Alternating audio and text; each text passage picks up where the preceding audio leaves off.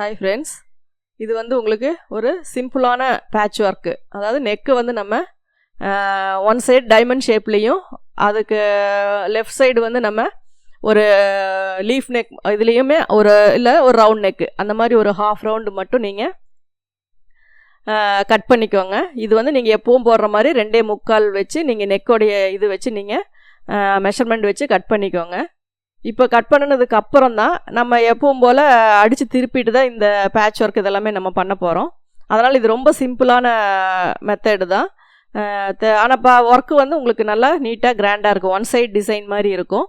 இப்போ இதை வந்து நம்ம லைனிங் கிளாத்தை வச்சு மெயின் கிளாத்தில் வந்து அதை கட் பண்ணிக்கலாம். இதில் வந்து ப்ளவுஸ் saree வந்து உங்களுக்கு வந்து ஒரு சாண்டல் கலர் மாதிரி வரும். அதனால் உங்களுக்கு எக்ஸ்ட்ரா கிளாத் வந்து ஒரு சாண்டல் கலரில் நீங்கள் silk cotton or poly cotton ஏதோ ஒரு மெட்டீரியல். அப்புறம் சாரீலேயே வந்து நம்ம saree ப்ளவுஸ்லேயே ஒன் சைடு வந்து பெரிய பார்டராக கொடுத்துருக்கு, ஆப்போசிட் சைடு வந்து சின்ன பார்டராக கொடுத்துருக்கு. அந்த பெரிய பார்டரை வந்து நம்ம ஸ்லீவுக்கு வச்சுக்கலாம். அந்த சின்னதாக இருக்கிறத வச்சு நம்ம இதில் வந்து ஒரு பேட்ச் ஒர்க் மாதிரி அதில் பண்ணிக்கலாம். அப்போ பார்க்கும்போது உங்களுக்கு நல்லா கிராண்டாக தெரியும்.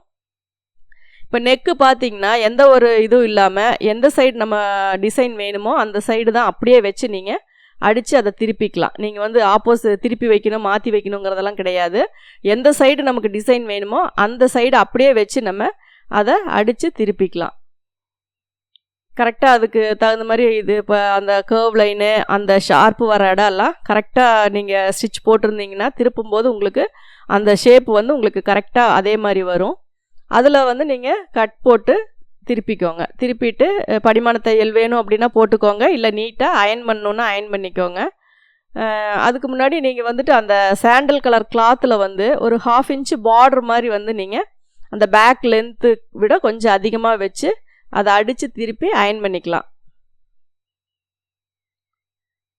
பார்த்திங்கன்னா லைனிங் பக்கம் நல்லா நகத்தில் வச்சு ப்ரெஸ் பண்ணி அந்த கார்னர்லாம் எடுத்து விட்டுட்டிங்கன்னா அந்த ஷேப் வந்து உங்களுக்கு கரெக்டாக தெரியும். இப்போ வந்து நீடில் அளவுக்கு நீங்கள் அதில் தையல் போட்டுக்கலாம். அதே மாதிரி அவுட்ரு ஃபுல்லாக தையல் போட்டு எக்ஸஸ் எல்லாமே நம்ம கட் பண்ணி விட்டுறலாம்.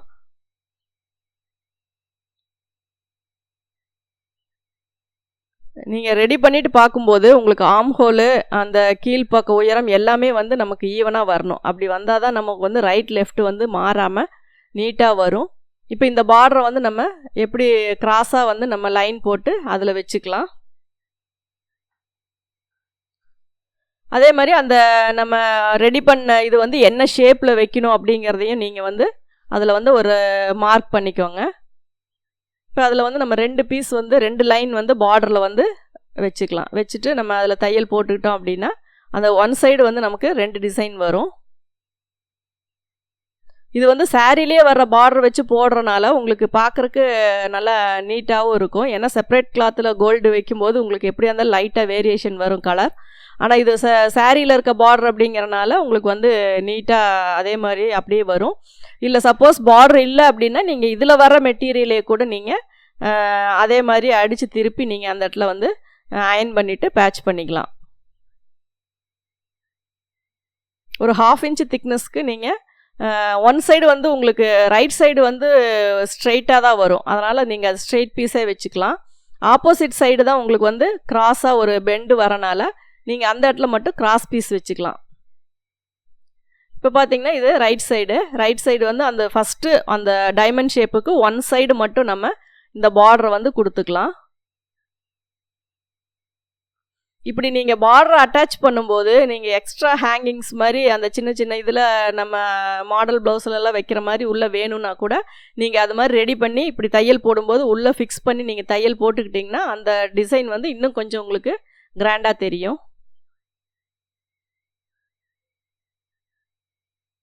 இப்போ பார்த்திங்கன்னா அடுத்தது வந்து நம்ம பார்டர் வைக்கிறோம். பார்டர் வந்து கரெக்டாக அந்த லைன் வந்து நமக்கு கவர் ஆகிற மாதிரி ஸ்ட்ரைட் பண்ணி பார்டர் வச்சுக்கலாம்.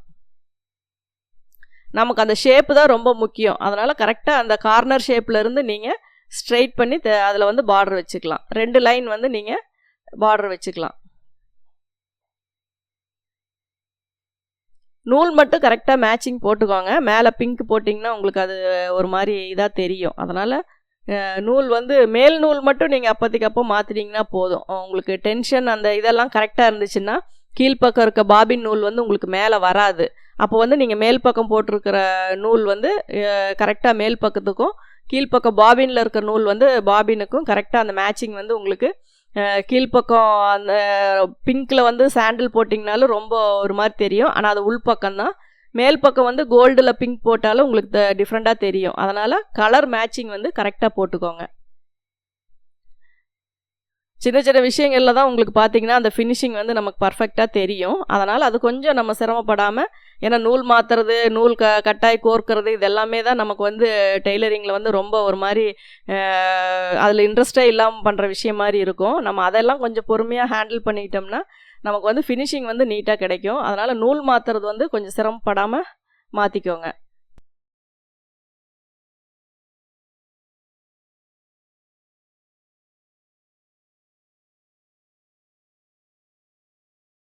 இப்போ பார்த்தீங்கன்னா 2 லைன் நீங்கள் வந்து மார்க் பண்ணியிருக்கீங்க ஏற்கனவே, அந்த ஒன் சைடு அந்த வளைவாக வர்றது எந்த இடம் வருது அப்படிங்கிறது. அதனால் அந்த இடம் வரைக்கும் நீங்கள் கரெக்டாக தையல் போட்டுக்கோங்க. அப்போ வந்து நம்ம அந்த உள்ளே இருக்க பிசுறு வந்து நம்ம அதில் கட் பண்ணி விட்டுக்கலாம். அப்போ வந்து அந்த அடுத்த லைன் வைக்கும்போது இந்த பீஸ் வந்து உங்களுக்கு கவர் ஆயிரும். இப்போ பார்த்தீங்கன்னா ஃபஸ்ட்டு லெஃப்ட் சைடு வந்து ஃபஸ்ட்டு ஒரு லைன் வச்சிட்டிங்க. அப்போ வந்து அதனுடைய பிசுறு வந்து நீங்கள் 2வது இந்த ஜரி பார்டர் வைக்கும்போது கவர் ஆயிருச்சு. இப்போ 2வது வந்து ஜரி பார்டர் வச்சுருக்கீங்க, அதனுடைய பிசுறு வந்து நம்ம 3வதாக வைக்க போகிற இந்த லெஃப்ட் சைடு வைக்க போகிற டிசைன் வந்து நமக்கு அந்த பிசுறு எல்லாமே கவர் பண்ணிக்கும். அதனால் எது வச்சாலும் ஃபஸ்ட்டு எதை பேட்ச் பண்ணணும், அதை கவர் பண்ணுற மாதிரி அடுத்தது என்ன வைக்கணும் அப்படிங்கிற மாதிரி நீங்கள் திங்க் பண்ணிங்கன்னா தான் உங்களுக்கு உள்ளே இருக்க அந்த இதெல்லாமே நம்ம கவர் பண்ணி வைக்க முடியும். ஏன்னா மடித்து தைச்சாலோ இப்போ அந்த பிசுறு தெரிகிற மாதிரி இருந்தாலோ அது பார்க்குறக்கு ரொம்ப ஒரு மாதிரி அந்த இடத்துல அந்த டிசைனிங் வந்து பர்ஃபெக்டாக இருக்காது. அதனால் எப்போவுமே வந்து அந்த பிசுறு வர மாதிரி இடம் இருக்கிறது எல்லாமே நீங்கள் அதுக்கு தகுந்த மாதிரி கவர் பண்ணி வச்சுருங்க. இப்போ பார்த்திங்கன்னா இது 1/2 இன்ச் அளவுக்கு தான் கிராஸ் பீஸ் வந்து நம்ம கட் பண்ணி ஜாயின் போட்டிருக்கோம். உங்களுக்கு வந்து கரெக்டாக அந்த நெக்கோட லென்த்து வந்து நீங்கள் மார்க் பண்ணியிருப்பீங்க. அது எவ்வளோ லென்த்து வருதோ அதை விட ஒரு 1/2 இன்ச் 1 இன்ச் நீங்கள் எக்ஸஸாக வச்சிங்கன்னா போதும். ஏன்னா இது கிராஸ் வரும்போது நீங்கள் அயன் பண்ணும்போது அதுவே கொஞ்சம் எக்ஸ்பெண்ட் ஆகும். அப்போ வந்து நீங்கள் அதுக்கு தகுந்த மாதிரி பீஸ் ரெடி பண்ணிவிட்டு நீங்கள் அடித்து திருப்பிக்கோங்க. எக்ஸ்ட்ரா அதிகமாகலாம் நீங்கள் எதுவுமே பண்ண வேண்டாம். பைப்பிங் த்ரெட் ஆகட்டும், இப்போ கிளாத்தாக இருக்கட்டும், பார்டராக இருக்கட்டும், எதுவுமே வந்து கரெக்டாக நீங்கள் அளந்து பார்த்துக்கோங்க. அதை விட ஒரு 1 இன்ச் வந்து நீங்கள் எக்ஸஸாக வச்சு நீங்கள் ரெடி பண்ணிங்கன்னா போதும். பைப்பிங்காக இருந்தாலும் அதிகமாக ரெடி பண்ணி வைக்க தேவையில்லை. இந்த மாதிரி பார்டராக இருந்தாலும் நீங்கள் மெஷர் பண்ணி நீங்கள் அதுக்கு தகுந்த மாதிரி நீங்கள் கட் பண்ணிக்கோங்க. ஏன்னா மெஷர்மெண்ட் இருந்துச்சுன்னாவே உங்களுக்கு ஆட்டோமேட்டிக்காக அதை விட முன்ன பின்ன வராது. அதனால் ஒரு 1 இன்ச் நீங்கள் அதிகமாக வச்சு கட் பண்ணிங்கனாவே உங்களுக்கு வந்து அதில் எந்த ஒரு மிஸ்டேக்கும் இல்லாமல் பத்தாம் போகாமல் நம்ம கரெக்ட் பண்ணிக்கலாம். இப்போ கரெக்டாக அந்த வளைவில் கொண்டு வந்து நீங்கள் உங்களுடைய அந்த இப்போ வைக்கிற இதை நீடியில் வந்து உள்ளே பாயிண்ட் பண்ணி நிறுத்திக்கோங்க. நிறுத்திட்டு அதுக்கப்புறம் இதை வந்து இது கிராஸ் பீஸ் தான், அதனால் நீங்கள் எந்த அளவுக்கு இது இழுத்திங்கனாலும் அந்த இடம் வந்து உங்களுக்கு கரெக்டாக வந்துடும். இப்போ உள்ளே இருக்க அந்த பிசுறு வந்து உள்ளே போயிடும். அதுக்கப்புறம் எக்ஸஸாக இருக்கிறத நம்ம கட் பண்ணிக்கலாம்.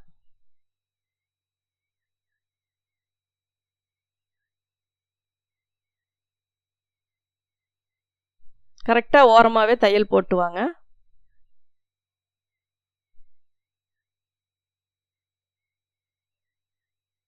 இப்போ இது வந்து நீங்கள் ஒரு அயன் பண்ணிவிட்டு தையல் போட்டிங்கன்னா அதுக்கு தகுந்த மாதிரி அந்த கிளாத்தெல்லாம் வந்து உங்களுக்கு சீட்டிங் ஆகிக்கும். நீங்கள் இப்படியே தையல் போட்டிங்கன்னா லைட்டாக அந்த சுருக்கு தெரியும்.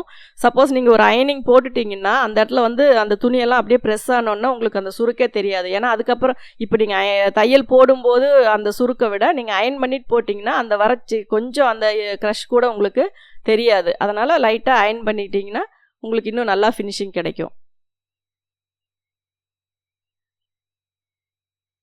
அதே மாதிரி உங்களுக்கு ஃப்ரண்ட் நெக்கில் இதே மாதிரி பார்டர் வச்சுக்கலாம். ஸ்லீவுக்கு வேணுனாலும் இந்த மாதிரி பார்டர் வச்சுக்கலாம்.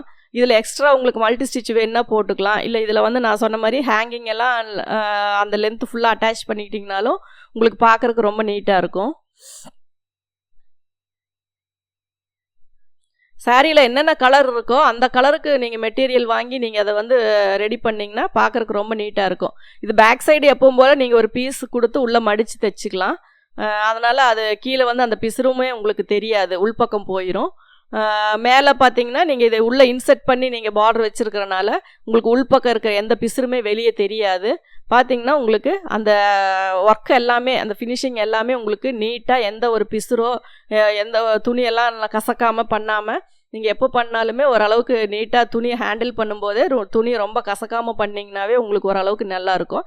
சப்போஸ் அப்படி வைக்கும்போது உங்களுக்கு அது இதாக இருக்குது அப்படின்னா அப்பப்போ அயன் பண்ணிக்கோங்க. இப்போ பார்த்தா ஃப்ரண்ட் நெக்குக்கு வந்து நம்ம யூஸ்வலாக நம்ம பண்ணுறது தான். அதை ரெடி பண்ணி நம்ம ஷோல்டர் வந்து ஜாயின் போட்டுக்கலாம். ஸ்லீவுக்கு பார்டர் இருக்குது. சப்போஸ் உங்களுக்கு இன்னும் வேணும் எக்ஸ்ட்ரா டிசைன் அப்படின்னா இதிலேருந்து ஒரு பார்டர் நீங்கள் கொடுத்துக்கலாம். இன்னமும் கிராண்டாக வேணும் அப்படின்னா மல்டி ஸ்டிச் போட்டுக்கலாம். பேட்ச் ஏதாவது வேணும் அப்படின்னா மேலே அந்த ரைட் சைடு பிளெயினாக இருக்க இடத்துல வந்து நீங்கள் ஒரு பேட்ச் வாங்கி ஃபிக்ஸ் பண்ணிக்கலாம். இதெல்லாம் பண்ணிங்கன்னா இந்த ப்ளவுஸ் வந்து இன்னும் கிராண்டாக தெரியும். ஏன்னா மேங்கோ டிசைன் இருக்குது. உங்களுக்கு மேங்கோ டிசைனில் சாண்டில் கலர் பேட்சஸ் எல்லாம் கிடைக்கும் ரெடிமேடாகவே.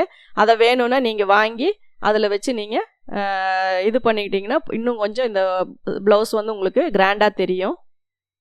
இப்போ பார்த்தீங்கன்னா ஃப்ரண்ட் நெக்கில் நம்ம வச்சுருக்கோம்.